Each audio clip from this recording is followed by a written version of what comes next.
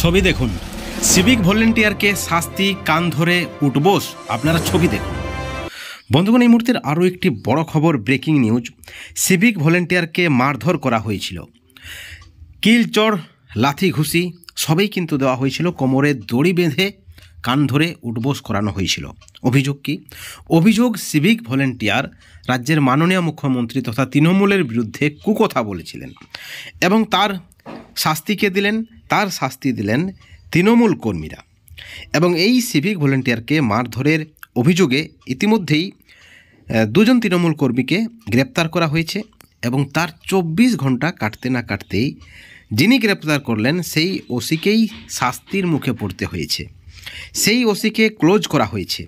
হাওড়ার উদয়নারায়ণপুরে সিভিক ভলেন্টিয়ারকে মারধর করায় তৃণমূল কর্মীদের গ্রেপ্তার করার দায়ে ওসিকেই শাস্তির মুখে পড়তে হয়েছে, ওসিকে ক্লোজ করা হয়েছে। অনুব্রত মণ্ডল, তৃণমূলের নেতা, অত্যন্ত দর্দণ্ড প্রতাপ নেতা, বাংলার বীর, তিনি কি করেছেন আপনারা দেখেছেন।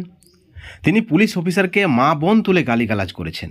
ঠিক অপরদিকে এবার তৃণমূল কর্মীকে গ্রেপ্তার করার কারণেই ওসিকে ক্লোজ করা হয়েছে, যেমনটা কিন্তু দাবি করা হচ্ছে বিজেপির পক্ষ থেকে। বন্ধুগণ, অত্যন্ত বড় খবর, যদিও আনুষ্ঠানিকভাবে জানানো হয়নি কেন ওসির বিরুদ্ধে এই শাস্তি। গত 10ই জুন উদয়নারায়ণপুরে পেড়োবাজারে সিভিক ভলেন্টিয়ার শ্রীধর চক্রবর্তীকে তৃণমূল পার্টি অফিসে নিয়ে গিয়ে মারধর করা হয়েছে, কোমরে দড়ি বেঁধে কান ধরে উঠবোস করানো হয়েছে। এবং ওই সিভিক ভলেন্টিয়ারের বিরুদ্ধে যে অভিযোগ রয়েছে যে খোলা বাজারে মত্ত অবস্থায় তৃণমূলের নামে গালাগালি করেছেন, এতেই নাকি উত্তেজনা বেড়েছে। তারপর ওই সিভিক ভলেন্টিয়ারকে কোমরে দড়ি বেঁধে কান ধরে উঠবোস করানো হয়েছে এবং তাকে মারধরও করা হয়েছে, যেমনটা কিন্তু খবর। ঘটনায় তদন্ত করেন পুলিশ এবং তাতে রাজু গায়ান ও লালটু মল্লিক নামে দুজন তৃণমূল কর্মীকে গ্রেপ্তার করে পুলিশ এবং তারপর 24 ঘন্টার মধ্যে পেড়ো থানার ওসি তন্ময় কর্মকারকে ক্লোজ করেছে জেলা পুলিশ। এতেই কিন্তু বিরোধীদের দাবি, পশ্চিমবাংলায় আইন শৃঙ্খলা বলে কিছু নেই, যারা আইনের রক্ষক তারাকেই শাস্তির মুখে পড়তে হয়েছে।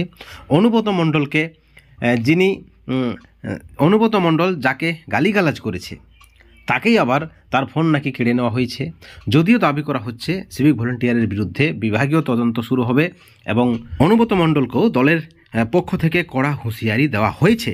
কিন্তু আইন এবং বিচার কেন এই ব্যক্তিদের বিরুদ্ধে লাগু হবে না, এই প্রশ্নটা কিন্তু থাকছে বিজেপির। অত্যন্ত বড় খবর, ব্রেকিং নিউজ। এই খবরের পরিপ্রেক্ষিতে আপনাদের কি মতামত, আপনাদের কি প্রতিক্রিয়া?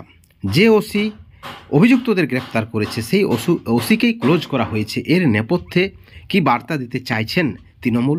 প্রশ্ন রাজ্য রাজনীতিতে চরমভাবে উঠেছে, প্রশ্ন করছেন বিজেপি। এই ভিডিওর পরিপ্রেক্ষিতে অবশ্যই আপনারা আপনাদের মতামত আমাদের চ্যানেলের কমেন্ট সেকশনে অবশ্যই কমেন্ট করে জানাবেন। ভালো থাকবেন।